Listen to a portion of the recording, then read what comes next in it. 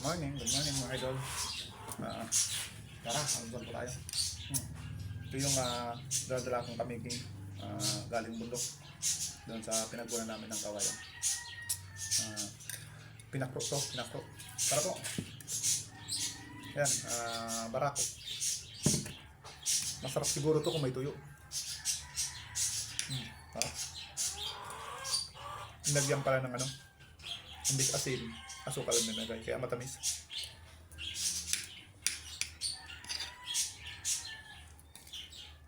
Isang piraso lang na kamigin, halos mapuno yung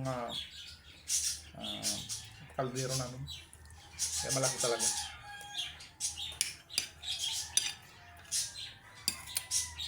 Sarap minsan makakain ng mga ganitong pagkain.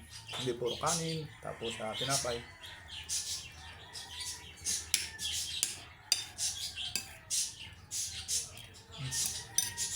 Sarap.